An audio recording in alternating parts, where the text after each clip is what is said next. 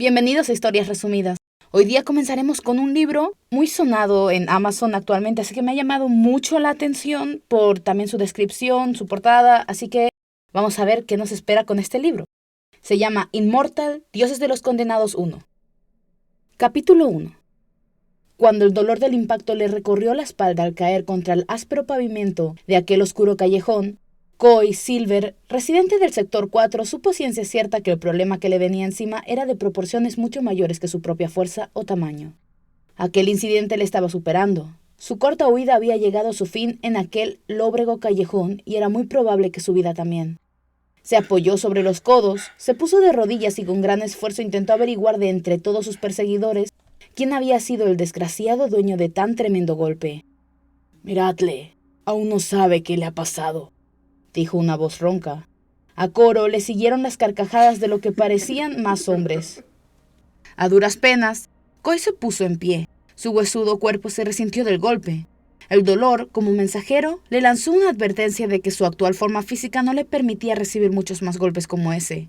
La desnutrición fue el agravante de la agresión que acababa de sufrir. También era la primera de las causas por las cuales podía morir en el sector 4. La segunda eran los guardias. Cuando su vista se aclaró tras el leve mareo, no se sintió muy afortunado al comprobar que el causante de su caída era la segunda causa más común de fallecimiento en el sector 4. Ante él estaban 4 guardias, acompañados por un quinto acompañante que se apoyaba en una de las paredes del callejón con su rostro oculto por la oscuridad. Por sus botas y el color del uniforme negro y rojo, a diferencia del gris de los guardias de sector, podía intuir que pertenecía al ejército, concretamente a la división de élite del ejército de Frigia, los ejecutores.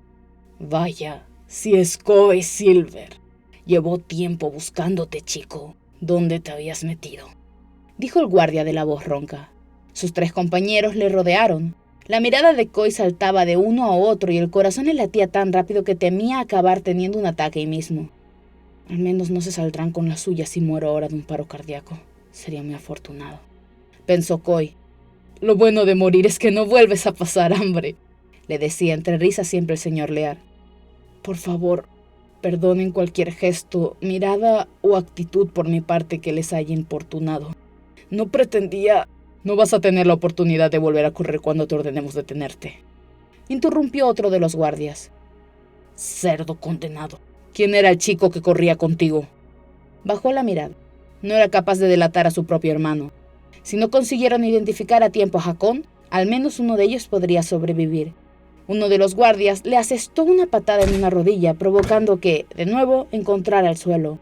Pero esta vez pudo levantarse con la rapidez suficiente para evitar las patadas del resto, que pasaron rozándole, aunque no el puñetazo que le llenó la boca de sangre. Las risas de los guardias resonaron en el eco del callejón. Entre el ruido se percibían los débiles gritos de dolor que Coy conseguía proferir. «Has tenido muy mala suerte, condenado. Hoy necesitamos la ayuda de uno de los tuyos. Queremos saber si los condenados sois como las personas normales por dentro. Tenemos aquí a alguien muy interesado en averiguarlo». Apenas llegaba el aire a sus pulmones, respiraba trabajosamente y su visión de nuevo se desenfocó. Notaba el corazón en la garganta y le palpitaban los tímpanos. Observó la mirada de los guardias de sector. Los 4 le examinaban como lobos a punto de saltar sobre su presa. Si su vista hubiera sido mejor, podría haber visto como uno de ellos babeaba. Se levantó, la camiseta ensangrentada, y mostró su pecho enjunto, con las costillas marcadas. Su vientre hundido y las manchas de suciedad provocaron muecas de asco entre los 4 guardias. El olor corporal que despedía era amargo con regusto metálico a sangre. El ejecutor, apoyado en la pared, articuló una risa que era casi un gruñido. «Miren, esto es a lo que van a matar. Llevo días sin comer. Tengo un hermano pequeño que necesita mi ayuda. Mi padre trabaja durante todo el día, todos los días, y mi madre sufre una enfermedad mental. Todo lo que consigo es para ellos. ¿Van a matar a alguien que no puede defenderse ni de los suyos? No he hecho nada malo. Solo quería coger ese atajo para poder desmayarme lo más cerca posible de mi vecindario, donde alguien podría avisar a mi hermano. Ahora, solo les pido que, si me van a matar, por favor sean rápidos. No soporto sufrir más. Me rindo».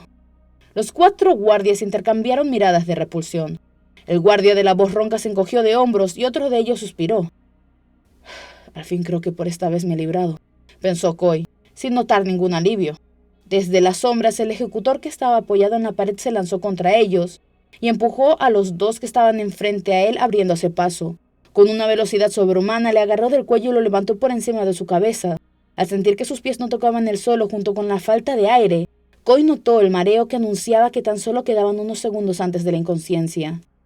¿Es que acaso has pensado que los condenados tenéis derecho a suplicar? ¿Piensas que las fuerzas de seguridad en Frigia deben prestar atención a la escoria? El último resplandor de esperanza que albergaba se apagó como una vela frente a un huracán, sin dejar rastro ni siquiera de haber existido.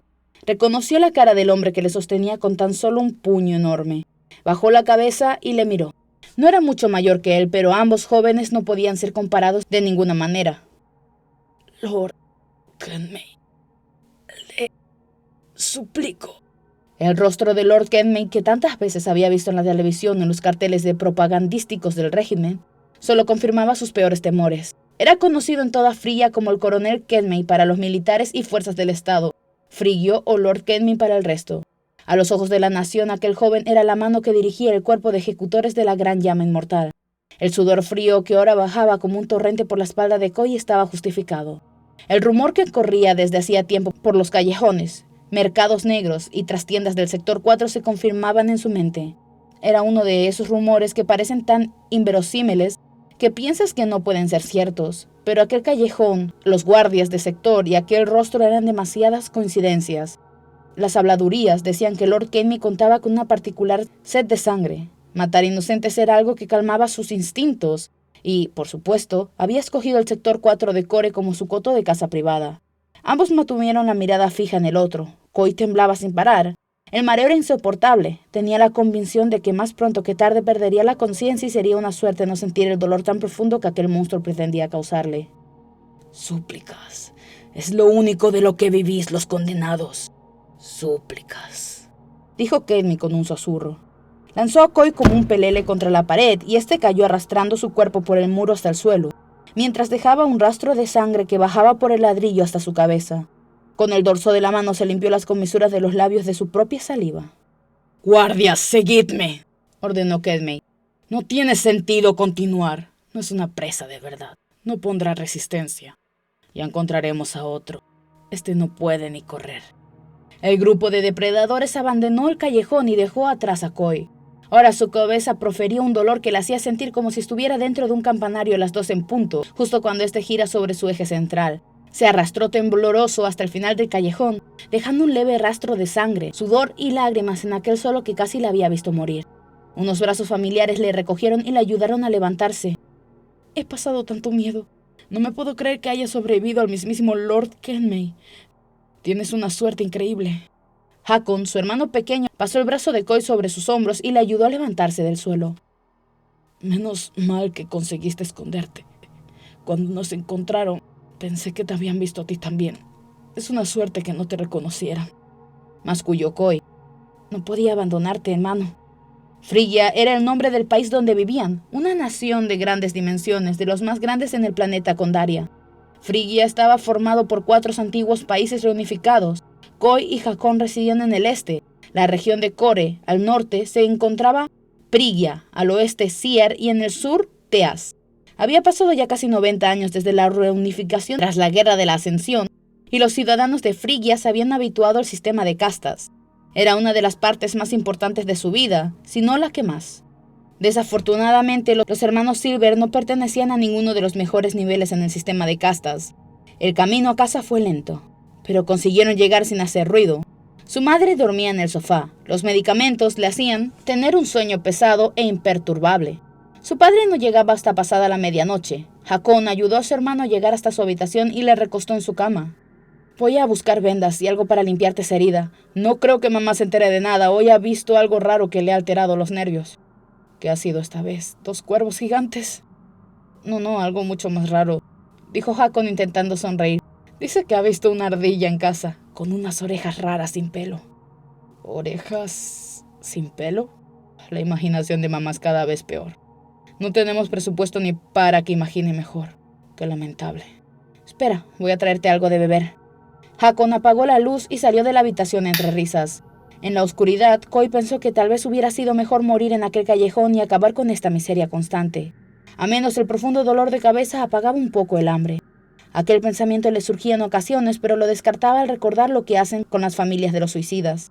Un destello azul llamó su atención, un brillo en el suelo de la habitación que compartía con su hermano. Intentó incorporarse para ver qué era, pero el dolor era tan profundo que le fue imposible. Las sombras bailaban con la luz como si la fuente no fuera un punto fijo. La conmoción ha sido tan fuerte que estoy teniendo alucinaciones, pensó. La luz se movía. Subió hasta una silla y desde allí hasta los pies de la cama. Con gran esfuerzo alzó un poco la cabeza. Necesitaba saber qué era aquello. Por fin el brillo se detuvo solo para comenzar a relucir con más intensidad. Un poco más. Inténtalo, solo un poco más, pensó con la certeza de estar sufriendo la alucinación más rara que nadie había visto antes en Frigia. Cuando encontró con la mirada la fuente que emitía aquel brillo, notó cómo su cordura se tambaleaba como un viejo borracho.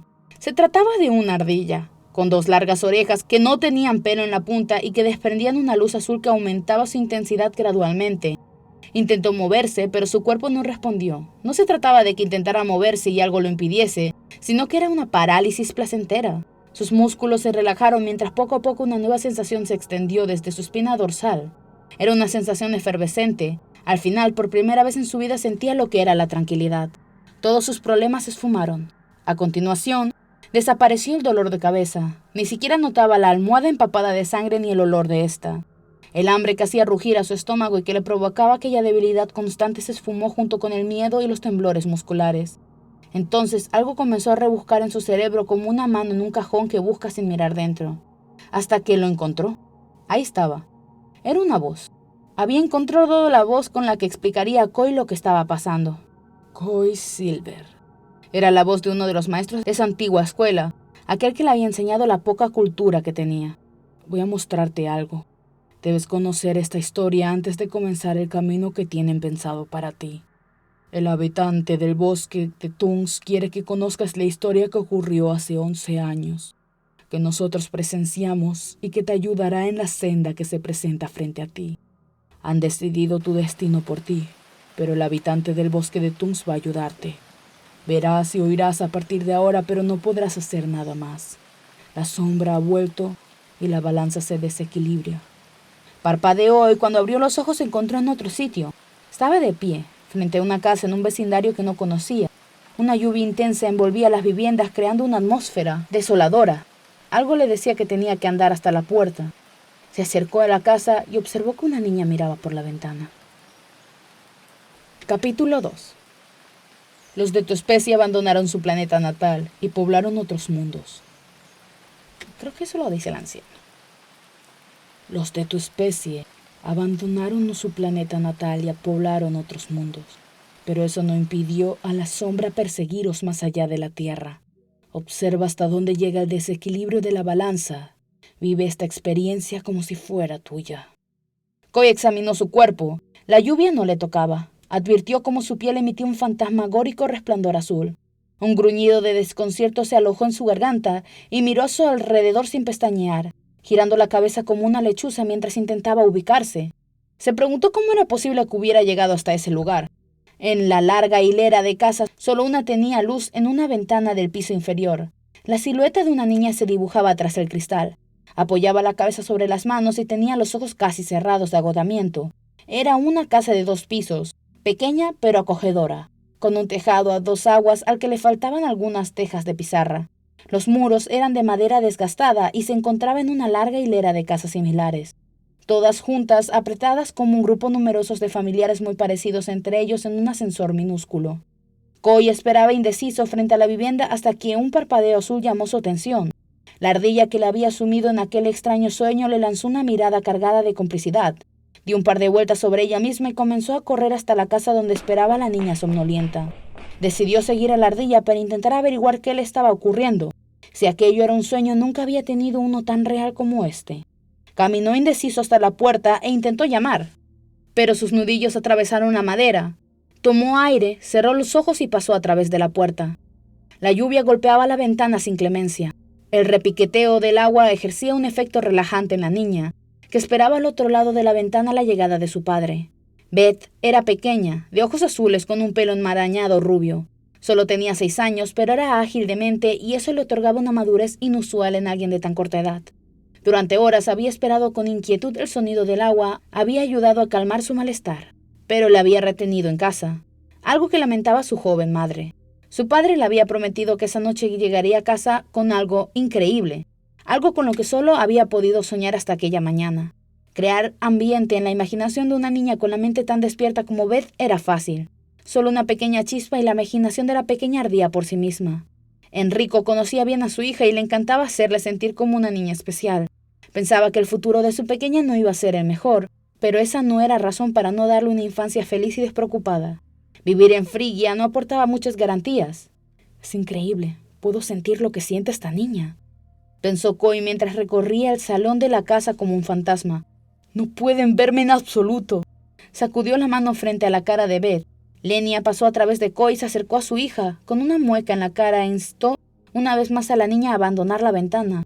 Al examinar a Lenia, Coy comprendió de dónde había obtenido la mirada, el color de ojos y cabello. Beth frunció el ceño, lanzó una mirada acusadora y con un tono cargado de queja, replicó antes de que su madre se pronunciase ahogando un bostezo. No puedo, mamá, ¿por qué está tardando tanto? Ahora que se había despedazado, la emoción por la incertidumbre sumió a Beth en un estado de agitación. Lenia era severa, incluso fría a veces. Aquellos últimos años tan duros le habían convertido en una mujer cariñosa pero estricta. Enrico se esforzaba en divertir a la niña siempre que se presentaba la menor oportunidad, y a su parecer eso no era del todo conveniente. Beth alzó la cabeza sobresaltada, señaló a la ventana y acto seguido se levantó de un salto y corrió por el salón para alterar a su madre. ¡Mamá! ¡Ha llegado! Cuando Enrico abrió la puerta, una ráfaga de aire cubrió de golpe la estancia, de un frío penetrante que acompañaba la tormenta. Lenia le recordó lo difícil que era calentar su casa mientras la niña saltaba formando círculos a su alrededor.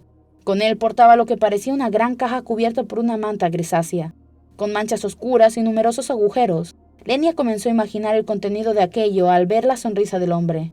Coy se acercó para verle de cerca, un hombre moreno tan alto como su mujer, delgado y con mirada triste. No pudo evitar sentir que estaba invadiendo la intimidad de la familia. Lenia no apartó la vista de su marido mientras éste levantaba a Beth y la cubría de besos. Reparó en las ojeras, las manchas en su ropa, las marcas en sus manos y la espalda encorvada, el gesto de la derrota diaria. ¿Qué tal el día en la granja? Mi amor, prefiero disfrutar de esta noche con vosotras. Mañana hablaremos de la granja. ¡Vamos! ¡Quita la manta ya!, apremió Beth. ¿Qué has traído, papá?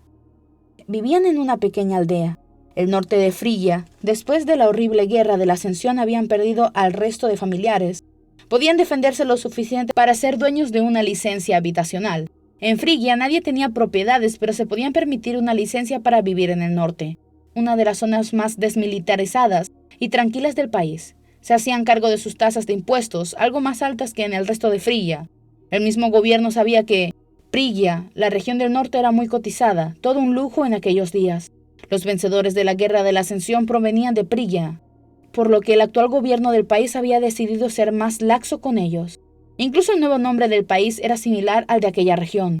Tras la guerra, los 4 países pasaron a formar uno solo, la gran nación de Frigia. La dictadura de Frigia les había clasificado como fiables, ciudadanos que habían demostrado generar beneficios suficientes si seguían las normas y leyes que regían el país sin tener que golpearles demasiado. Podían aprovecharse de los escasos beneficios que el gobierno les ofrecía.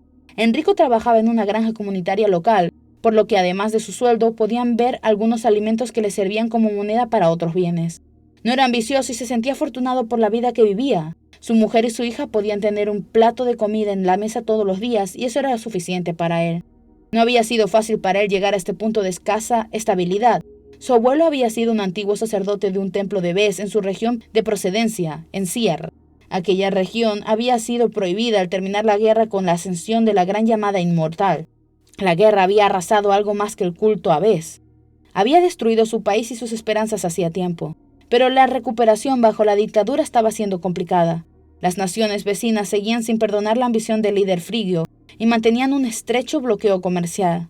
Aquellas naciones, en una alianza conjunta que se proclamó como la Liga de las Naciones, crecían tanto en tecnología como económicamente, mientras Frigia se había convertido en un estado donde la electricidad era todo un lujo. Enrico y Lenia habían conseguido mejorar su calidad de vida con respecto a sus padres, que habían muerto de inanición en la guerra, pero a duras penas y después de superar numerosos retos, grandes y pequeños. El más complicado de los retos fue subir en el sistema de castas. Pasaron de no fiables, o como se conocía popularmente, condenados, el nivel más bajo hasta el nivel superior conocido como fiables. Aquello supuso innumerables pruebas. Pasaron por inspecciones inesperadas de los guardias del sector, una vigilancia exhaustiva por parte de distintas autoridades, exámenes psicológicos y una larga lista de desagradables situaciones. Lenia recordaba con sabor agridulce aquella época. Por un lado, se enorgullecía de haber logrado subir en el sistema de castas. Por otro, su intimidad fue quebrantada sin miramientos. Las autoridades frías desconfiaban en exceso de las intenciones de sus ciudadanos. La gran llama inmortal había creado un estado militar siempre temerosos de la aparición de disidentes. Tras subir de casta, llegó el largo viaje hasta Prilla desde Sia, la región que se situaba en el oeste del país.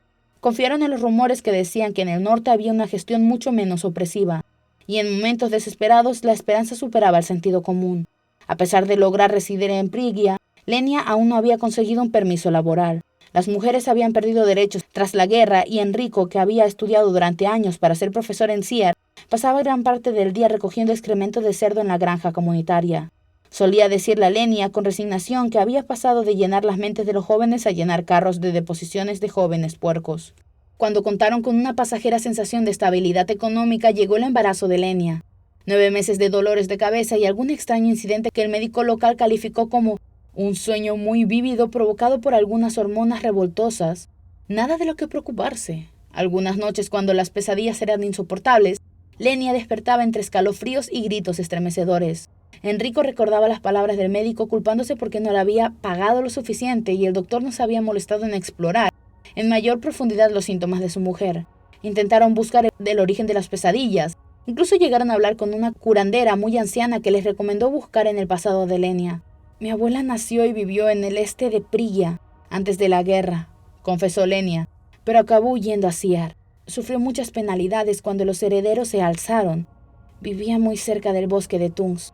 Era solo una niña cuando el meteorito cayó. Hasta que no ocurrió aquello fueron muy felices. El bosque proveía de casi todo lo que necesitaban, pero todo cambió con el alzamiento. ¿Y por qué huyó? ¿Qué huyó hasta Siar desde tan lejos? Por lo que dicen, el meteorito solo afectó el bosque.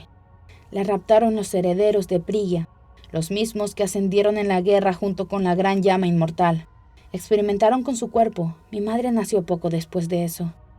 No volvieron a hablar nunca más sobre el pasado de la familia de Lenia, ya que una vez llegó Bethany al mundo se acabaron las extrañas pesadillas sobre el bosque de Tungs. Aquella vida permitía a la pequeña Beth soñar y rogar durante días enteros a su padre tener una mascota.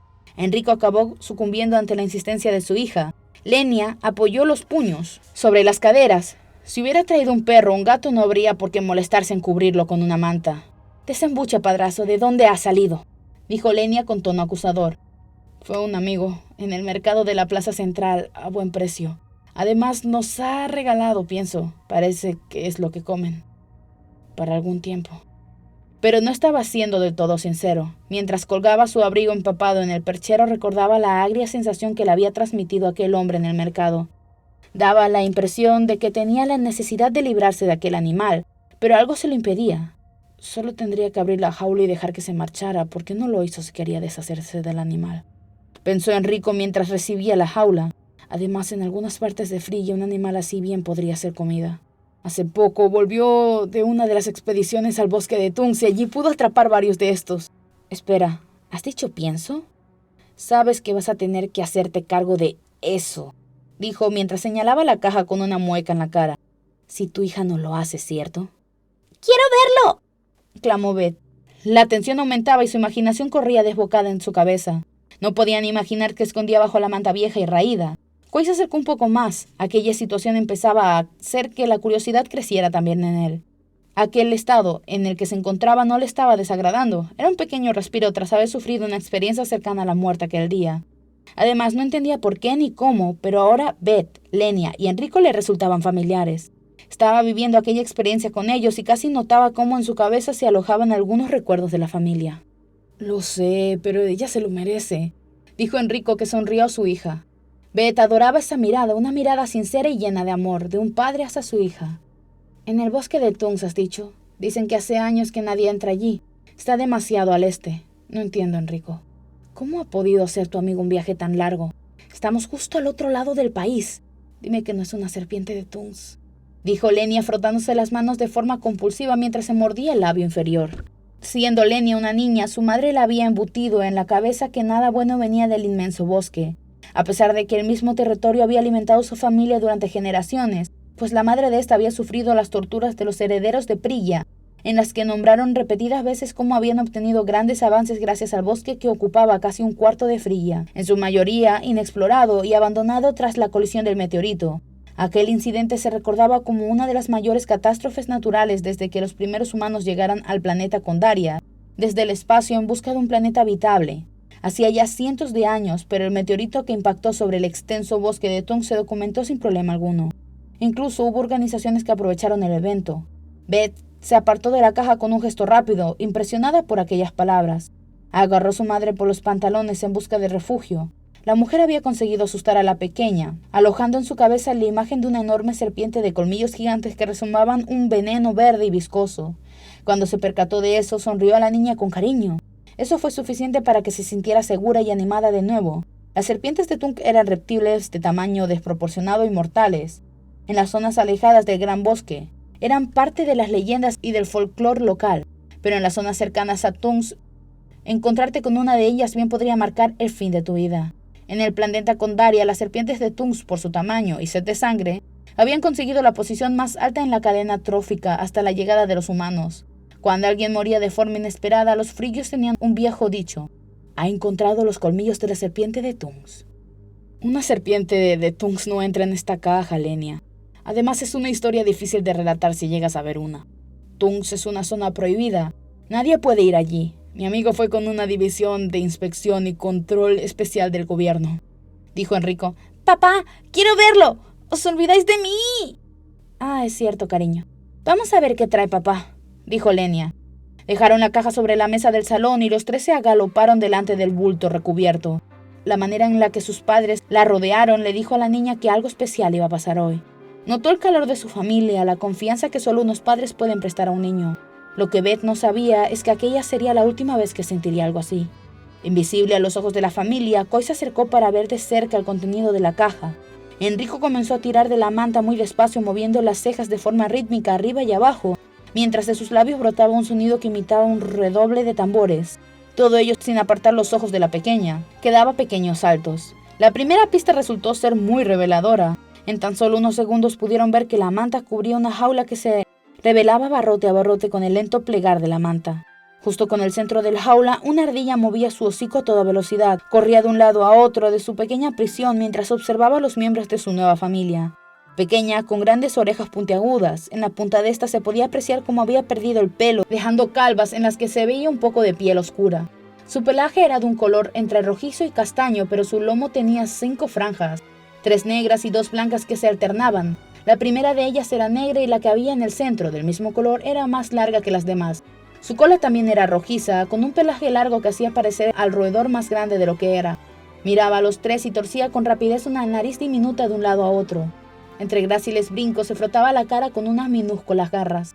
Coy se apartó de la familia de un salto. Aquella ardilla era la misma que la había sumido en aquel extraño sueño. Se acercó de nuevo negando con la cabeza, a la vez que intentaba sacudir de su mente el torrente de pensamientos extraños sobre aquello. Los gritos de Beth se escuchaban desde el exterior de la casa. La ardilla, asustada durante unos pocos segundos, se quedó congelada, con la boca un tanto abierta. No esperaba tal estruendo y comenzó a frotar sus orejas. Mientras Beth corría alrededor de la mesa, la ardilla no le apartaba la mirada y la seguía, corriendo de un lado a otro de la jaula mientras hacía saltar el serrín hasta el exterior. Casi parecía que había comprendido el grito de la niña como una salva de bienvenida. La pequeña paró delante de la jaula de nuevo y comenzó a saltar. El roedor la imitó sin pensarlo, saltando con sus patas traseras. Beth se tapaba la boca en un intento de ahogar sus alaridos de alegría. Estaba tan fascinada con la ardilla como el roedor con ella. No podía parar de agradecérselo a su padre una y otra vez entre saltos. Aprendieron juntos a dar de comer a una nueva amiga que de forma admirable, en solo unos pocos minutos aprendió a realizar varios trucos. Poco después ya tenía la suficiente confianza como para dejarla salir de la jaula. ¿Has pensado en cómo llamar a tu amiga Beth?, dijo Enrico. Sí, la llamaré Tosk. ¿Tosk? ¿De dónde has sacado ese nombre? No lo he sacado de ninguna parte. Ella se llama Tosk, papá. Erico y Lenia intercambiaron miradas, enarcando las cejas. «Mira bien, Lenia», dijo Enrico. «Es el animal más despierto que he visto nunca. ¿Deberíamos avisar a los vecinos para que lo vieran? Es increíble». «Es mejor que no lo hagamos. Ya sabes lo que dice el refrán de estas cosas». «Es cierto. La suerte en Frigia siempre tira los dados en tu contra. ¿Crees que avisarán a un guardia de sector si ven que tenemos un animal de Tunks en casa?» «Estoy casi segura. Dejemos que Beth disfrute de Tusk». No pudo evitar sonreír al pronunciar el nombre. La ardilla jugaba con la niña y respondía con interés a todo lo que interesaba a la pequeña. En solo unos pocos minutos ya sabía cuál era su sitio, dónde podía encontrar su comida y agua, y hasta conocía dónde podría encontrar un trozo de la vieja manta que había cubierto su jaula, que Lenia cortó a modo de cama diminuta. Respondía a ciertas órdenes que algunos perros, hasta los más inteligentes, tardarían días en aprender. Enrico no pudo evitar pensar que esa ardilla tan brillante tenía algún tipo de interés en Beth. Solo la miraba a ella. Además, solo le ha dado de comer la niña. Cuando yo le he intentado dar ese trozo de nuez ni me ha mirado. Pensó mientras estaba absorto en los movimientos del animal. Este les había cautivado totalmente. Entre juegos y trucos había conseguido atraer toda la atención de la pequeña y sus padres. No podían apartar la mirada del pequeño roedor. No podían apenas pensar en otra cosa. La verdad era que, aunque lo intentaran, no podían. Cierta pesadez había ocupado sus mentes. Para ellos en ese momento era imposible prestar atención a algo que no fuera los movimientos, bailoteos y saltos de Tusk. Una sensación de tranquilidad había tomado sus mentes. Toda la concentración de los adultos y la niña estaba fijada en el roedor que había hipnotizado a la familia. Enrico, Lenia y Beth estaban flotando en sus mentes. De alguna manera la ardilla necesitaba dejarles en un estado de relajación. Tenían que estar tranquilos para lo que venía a continuación. Sus movimientos domaron a la familia. Nunca había visto tanta belleza. Estaban cautivados. Enrico fue consciente de la situación solo un momento, cuando notó que ninguno de los tres había articulado palabras desde hacía tiempo. Pero no le importó, la verdad, ya que se encontraba más relajado que nunca en su vida. En solo un segundo, un rápido instante, el animal paró en seco, como si justo hubiera recordado algo muy importante. Los miró y levantó sus orejas de punta calva que terminaba en un color oscuro como la piel que ha sufrido una antigua quemadura. Lenia giró la cabeza muy despacio, sin ser del todo consciente, y pudo ver cómo los ojos de Erico y Beth habían cambiado. Sus pupilas estaban tan dilatadas que eran prácticamente dos círculos negros. Algo en su interior le dijo que no tendría por qué preocuparse. Al insólito roedor de mirada inteligente le comenzaron a brillar las puntas de sus orejas con una luz azul fría e intensa. Al entrar aquel fulgor por sus ojos, los tres notaron una leve sacudida muscular. La sensación de que algo les había atrapado acompañaba de cerca a la luz brillante y glacial, como si fueran dos faros de gran potencia que aumentan su intensidad. En pocos segundos iluminaron toda la habitación y los ojos de la niña. Beth intentó oponer resistencia al resplandor y levantó la mano, pero la ardilla dirigió un poco más la cantidad de luz hacia la niña, que dejó caer su mano como si no fuera dueña de sus movimientos. Sus padres no podían articular palabra. Algo había ocurrido en esos pocos segundos en que la luz los envolvió. Algo en la niña era distinto y ella lo sabía. No habían pasado ni siquiera por el acto reflejo de cerrar los ojos. Eran esclavos de la voluntad de Tusk. Esa luz brillante entra directamente en tu mente. Ese extraño animal parece comunicarse con sus almas, pensó Coy, y envía un mensaje a sus cerebros. La luz se desvaneció poco a poco. Al apagarse, una sensación de frío y terror sacudió su psiquis. La joven madre emitió un grito ahogado mientras se tocaba la sien y miraba a los lados, como si hubiera alguien más presente al que no podían ver. Algo raro pasa en mi cabeza. Creo que recuerdo cosas que aún no han ocurrido, o que han ocurrido ya, dijo Lenia. Bethany, amor mío, ¿estás bien, mi niña? ¿Beth? La niña estaba clavada en el suelo de pie, estática. Solo podían apreciar el leve movimiento de la respiración. Sus ojos continuaban siendo dos agujeros negros carentes de vida. ¿Acaso ha hecho lo mismo conmigo? ¿Es este el mensaje que ha grabado en mi cerebro y fuera de aquí solo ha pasado un segundo? Se preguntó Coy mientras se frotaba con fuerza las manos. ¿Qué es lo que han visto ellos? Enrico se había dejado caer en una silla cercana, exhausto. Tenía la sensación de haber recorrido varios kilómetros a la velocidad máxima que pudiera alcanzar su corazón sin estallar, junto con sus pulmones que ardían. El primer pensamiento lo dirigió al hombre en el mercado y a lo nervioso que parecía por quitarse aquella ardilla de encima.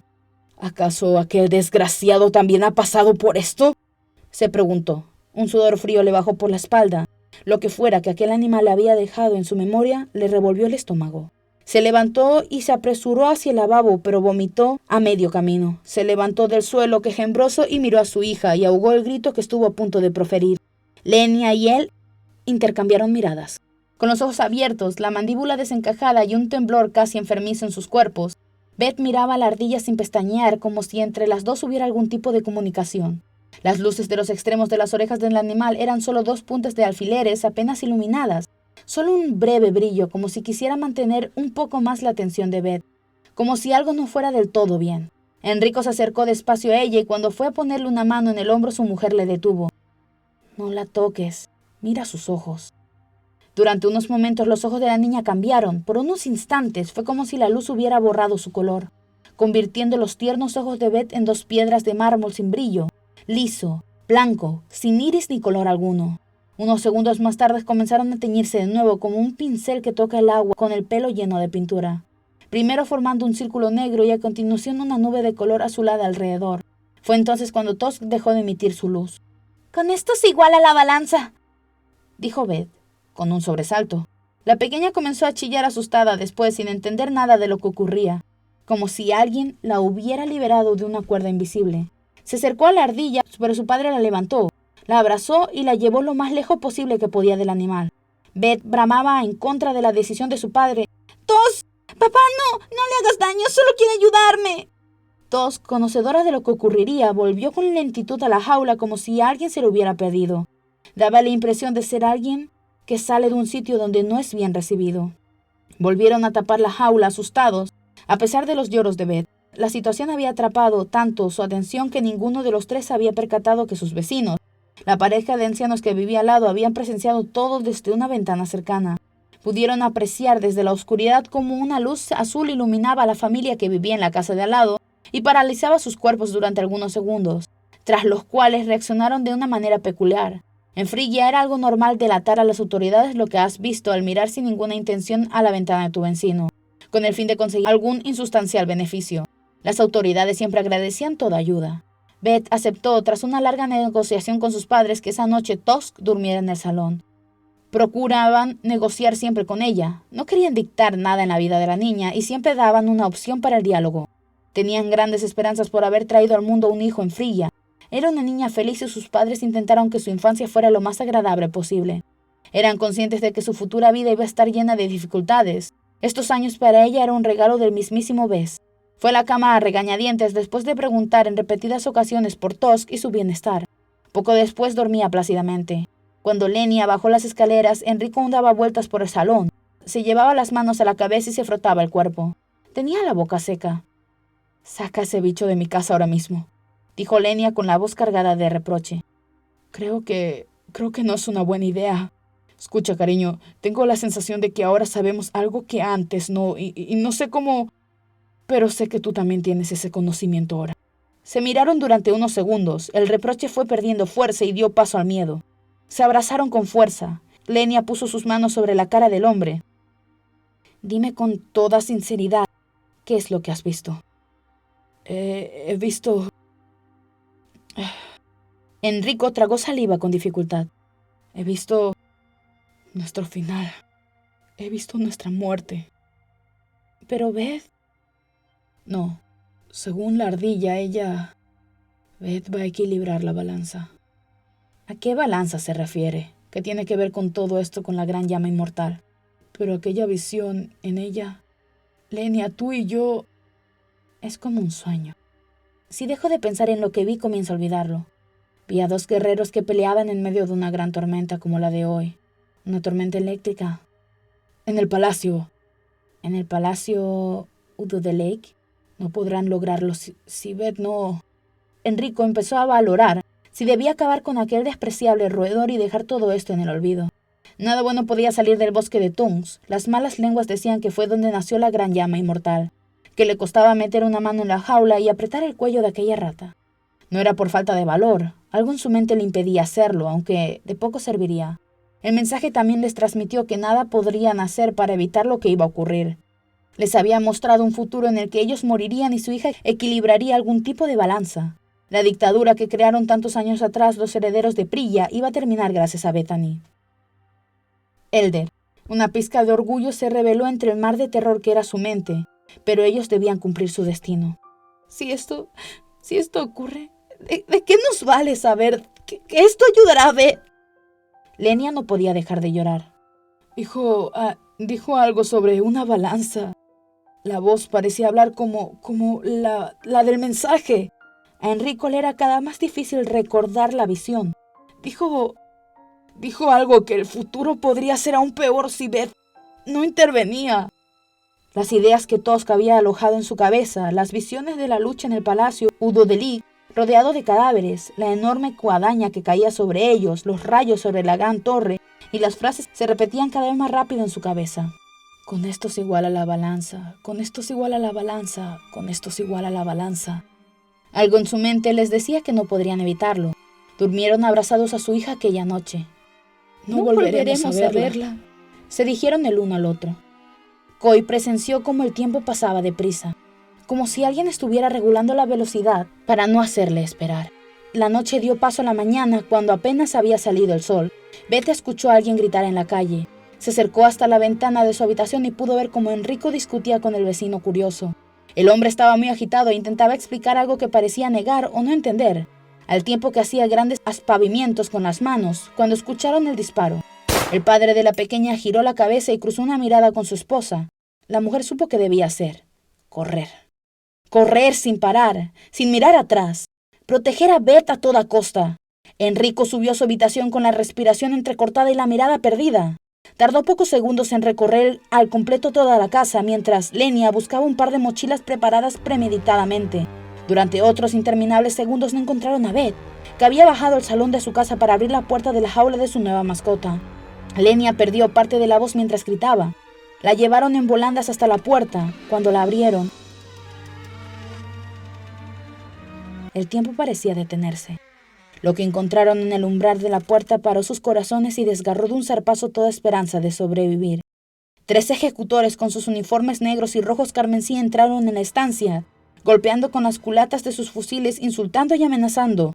Son uniformes antiguos. ¿Esto es que veo es el pasado?, pensó Coy. Uno de los ejecutores agarró a Enrico del cuello. Lenia gritó y otro soldado la golpeó con la sien con dureza y lanzó a la mujer al suelo. El ejecutor que asfixiaba a Enrico se acercó a su oído.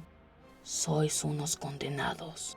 Por mucho que os den esas licencias, por mucho que penséis que vosotros controláis de alguna manera vuestras vidas, sois condenados. Le soltó golpeándole contra el suelo mientras dirigía una carcajada a sus compañeros. Enrico en el suelo se agarraba el cuello mientras tosía intentando recuperar el aliento. Beth pensó que a sus padres se les saldrían los ojos de las cuencas. No hemos hecho nada, consiguió articular Enrico, empujando a la pequeña familia de la casa entre protestas, gritos, alaridos, rabia, ruegos y maldiciones. Todos sus vecinos estaban ahí, de rodillas con las manos en la cabeza, cada uno con un ejecutor a la espalda, cada uno perfectamente colocado dentro de 2 grandes filas a lo largo de la larga calle. Llevaron a los 3 justo detrás de la pareja de ancianos que vivía al lado, los delatores de lo ocurrido con la ardilla. Se formaron nuevas filas adyacentes, al menos 300 civiles más con un ejecutor justo detrás, el cual lo obligaba a mantener la calma de una manera poco amable. Vamos a morir, Enrico. Lo sé, mi amor. ¡Silencio, condenados! El soldado que la había dejado sin aire unos metros más atrás le golpeó de nuevo. Uno de los ejecutores gritó a los demás con autoridad. ¡Ejecutores! ¡Preparados! Al mismo tiempo, quitaron el seguro de sus armas y acercaron los cañones contra la nuca de la persona que tenían de rodillas ante ellos.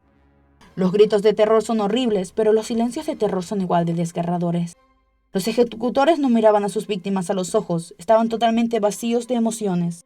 Eran otro ladrillo en la pared de poder de la gran llama inmortal. Lenia giró la cabeza para mirar a su hija por última vez. Beth, cierra los ojos, cariño. ¡Ejecutores! ¡Fuego! Justo al final de la palabra fuego sonó un estruendo de forma seca, como cientos de latigazos al mismo tiempo. Acto seguido llegó una segunda tanda, con los disparos de gracia para los que habían sobrevivido entre espasmos. Una ejecución masiva. Murieron todos menos Beth. El ejecutor que estaba tras ella la agarró del brazo y la hizo andar. La pequeña no entendía nada. Llegó a tropezar y caer 2 veces entre los cuerpos de sus vecinos y amigos. Ni siquiera podía llegar a llorar. Estaba confundida. Su ropa se había empapado de sangre de otras personas al caer al suelo. Tosk aseguró a Enrico y Lenia que de alguna manera la niña iba a sobrevivir, que la niña equilibraría la balanza. Murieron al instante, con miedo en los ojos, pero fue su pequeña lo último que vieron. La pareja de vecinos que delató a la familia de Beth perdió su vida pensando que la causa de esta situación había sido su codicia. Ellos solo facilitaron una excusa. Era algo premeditado desde hacía meses. El ejecutor que había acabado con la vida de Lenia levantó a Beth del suelo al caer ella de nuevo. La obligó a levantarse y la empujó para hacerla andar, sintiendo un miedo terrible, manchado con la sangre de sus padres. Tras perder el control de su vejiga y dolorida por las caídas que había sufrido al caminar empujada entre los cadáveres, llegó al otro lado de la calle, donde no había más cuerpos. A su encuentro se aproximó un coche distinto a los que había en aquella zona. Era enorme, sin distintivos militares, blindado y lujoso, pero justo enfrente los ejecutores que estaban a su lado empujaron a la niña, que se precipitó una vez más al suelo con un quejido de dolor. Apoyó las manos en el suelo al caer y se percató de que toda la superficie estaba empapada por la lluvia de la noche anterior, que se había mezclado con la sangre de la matanza que acababa de presenciar. Casi parecía que caminaba sobre un lago ensangrentado. Un chofer bajó del coche y miró con desprecio a los dos hombres. «He visto lo que han hecho con la pequeña, caballeros», dijo con tono autoritario. «Aquí tiene a su pequeña condenada. Perdón por el trato, somos un poco alérgicos a los condenados. ¿Acaso saben quién es el responsable de este encargo?» Los tres ejecutores intercambiaron miradas alzando las cejas. «Retírense antes de que tenga que informar sobre esto. Vuelvan con el incompetente de su sargento». El chofer metió su mano en un bolsillo interior de su chaqueta y sacó un pañuelo para tapar su nariz y boca. Se acercó de nuevo al coche y abrió la puerta trasera. Un hombre bajó del coche. Era de mediana edad, con mirada fría, ojos azules con un tinte claro, casi blancos, pelo corto, negro, con algunas canas que hacían poco tiempo que se había abierto paso sobre sus sienes, y una nariz aguileña y grande. Era un hombre alto con una mirada impasible. «No puede ser», pensó Coy. «No puede ser él».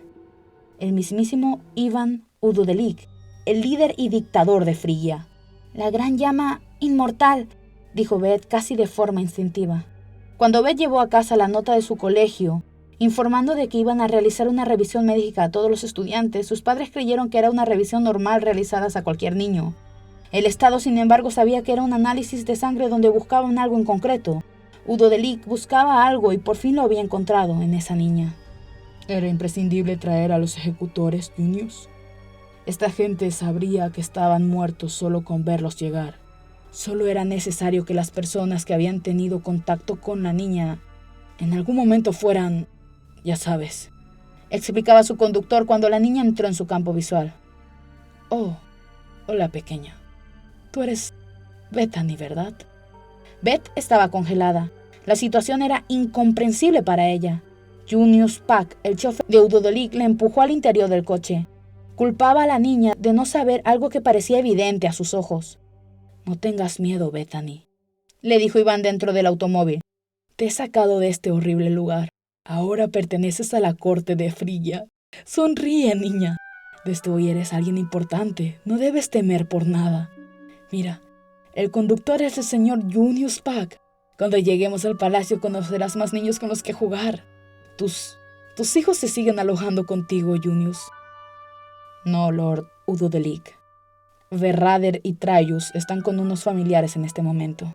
Oh, es una pena. Da igual, de igual manera. Beth, habrá más niños como tú en el palacio. Si necesitas algo, solo tienes que pedírselo al señor Pack. Él es mi hombre de confianza, ¿entendido?» No pudo responder, no consiguió articular palabra alguna. «Espero que lo entiendas. Ojalá que el nivel de educación en esta zona no sea tan bajo que ni siquiera puedas entender cómo hablo. Eso sería una pérdida de tiempo horrible». El coche arrancó y dejó atrás para siempre el hogar de Beth. Con una sensación de amargura, Coy contempló cómo se alejaba hasta desaparecer de su vista. Pero un detalle más llamó su atención: una ardilla pequeña, de color castaño, con franjas negras y blancas en el lomo y una cola de color negro, observaba esta situación que bien podría haber sido una pesadilla desde lo alto de la copa de un árbol, a unos metros del suelo. Dos pequeñas puntas de luz azul se iluminaban en las orejas de Tosk. Un rayo cruzó el cielo y la ardilla giró su cabeza para mirarlo. Un trueno ensordecedor le acompañó. Ese mismo sonido despertó a Coy con una gran angustia y le arrancó de su sueño. Había tenido una pesadilla horrible. Una luz azul inundaba su habitación y le mantenía anclado sin que pudiera apartar la mirada. Y no sabía por qué, pero de alguna manera recordaba algo que él no había vivido. Algo que le había ocurrido a una niña llamada Beth Elder hacía años. La puerta de su habitación se abrió y entró Hakon con un vaso de agua. Y aquí el primer y el segundo capítulo de Inmortal, Dioses de los Condenados 1. Muchas gracias a Diego Magro López, el autor del libro, por haberme dado permiso por leer este gran libro en este canal, así que espero que os guste. Dale like, coméntame qué te ha parecido del libro. Si queréis comprarlo, os dejo el enlace para comprarlo en la descripción del vídeo. Que tengáis un hermoso día.